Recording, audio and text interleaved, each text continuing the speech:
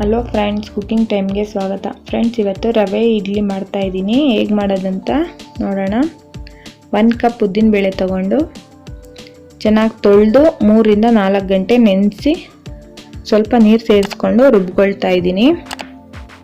ನುಣ್ಣಗೆ ರುಬ್ಕೊಬೇಕು. 1 ಕಪ್ ಅವಲಕ್ಕಿ ನೆನೆಸಿ ಅದನ್ನು ನುಣ್ಣಗೆ ರುಬ್ಕೊಬೇಕು.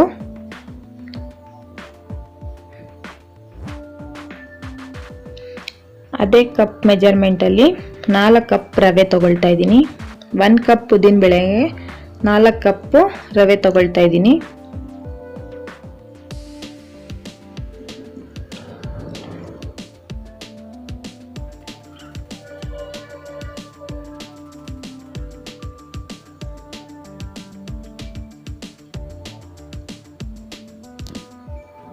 ನಾಲ್ಕು ಕಪ್ ರವೆ ತಗೊಂಡು ಒಂದೆರಡು ಸಲ ಚೆನ್ನಾಗಿ ನೀರು ಹಾಕ್ಕೊಂಡು ತೊಳ್ಕೊಂಬಿಡೋಣ.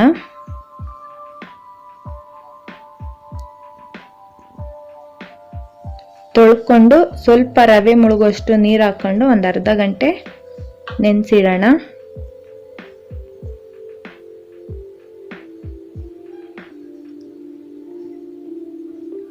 ಈಗ ನೋಡಿ, ಉದ್ದಿನ ಬೇಳೆ ಮತ್ತು ಅವಲಕ್ಕಿ ರುಬ್ಬಿ ಹಾಕ್ಕೊಳ್ತಾ ಇದ್ದೀನಿ. ರವೆ ನೆಂದಿದ್ದಾದ್ಮೇಲೆ ರವೆನ ಅದರಲ್ಲಿರೋ ನೀರೆಲ್ಲ ಹಿಂಡಿ ಮಿಕ್ಸಿ ಜಾರ್ಗೆ ಹಾಕ್ಕೊಳ್ತಾ ಇದ್ದೀನಿ.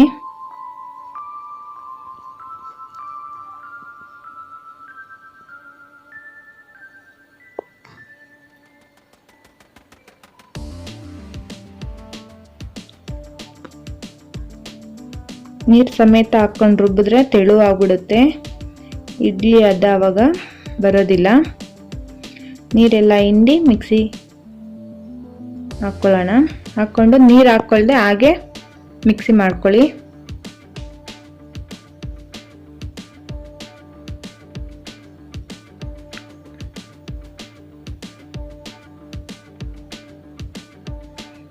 ಈ ಥರ ಆಗಿರುತ್ತೆ.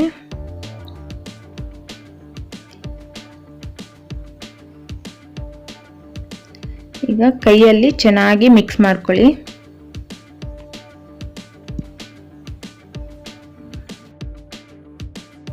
ಚೆನ್ನಾಗಿ ಕೈಯಾಗೆ ಮಿಕ್ಸ್ ಮಾಡ್ಕೊಳ್ಳಿ.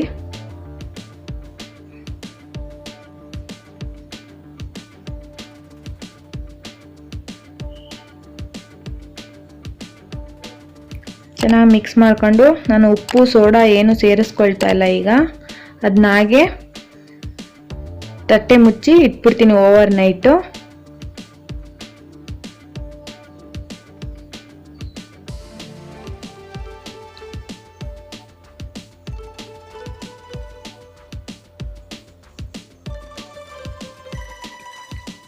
ಈಗ ನೋಡಿ, ಬೆಳಗ್ಗೆ ಎದ್ಮೇಲೆ ಉಬ್ಬಿ ಬಂದಿದೆ ಚೆನ್ನಾಗಿ.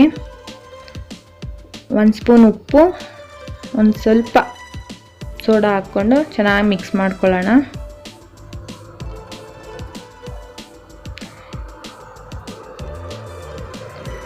ಇಡ್ಲಿ ಪಾತ್ರೆಗೆ ನೀರು ಹಾಕ್ಕೊಂಡು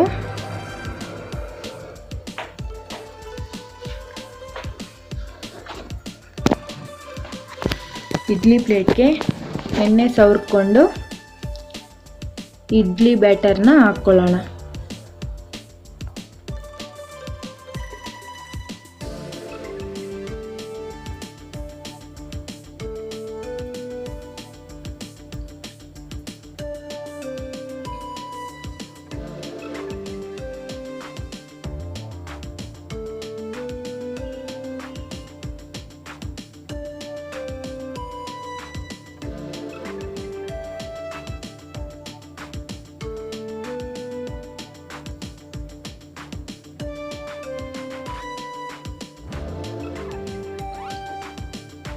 ಈಗ ಇಡ್ಲಿ ಎಲ್ಲ ಹಾಕಿದಾಗಿದೆ.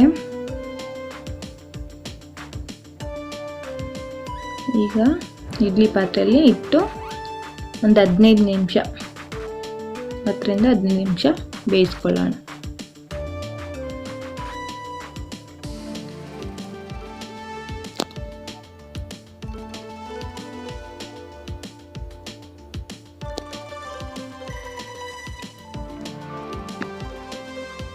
ಇಡ್ಲಿ ಬೆಂದ ಮೇಲೆ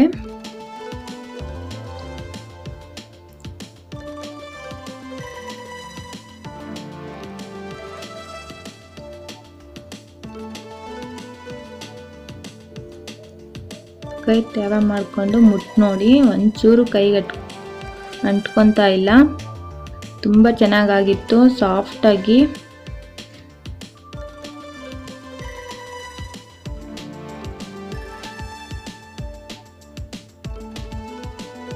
ಈಗ ಇಡ್ಲಿ ಪ್ಲೇಟ್ಸ್ ಎಲ್ಲ ತೆಗೆದು ಇಡ್ಲಿ ತಕ್ಕೊಳ್ಳೋಣ.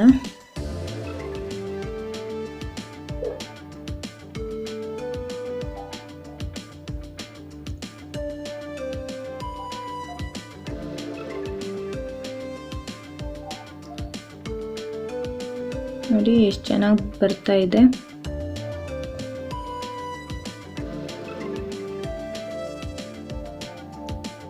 ಬಾಯಲ್ಲಿಟ್ಟರೆ ಕರ್ಗೋಗ್ತಾ ಇತ್ತು, ಅಷ್ಟು ಸಾಫ್ಟಾಗಿ ಇಡ್ಲಿ ಆಗಿತ್ತು.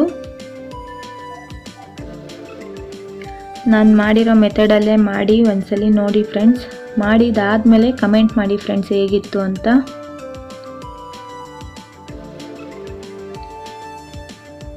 ಎಷ್ಟು ಸ್ಪಾಂಜಿಯಾಗಿದೆ ನೋಡಿ ಫ್ರೆಂಡ್ಸ್ ಇಡ್ಲಿ.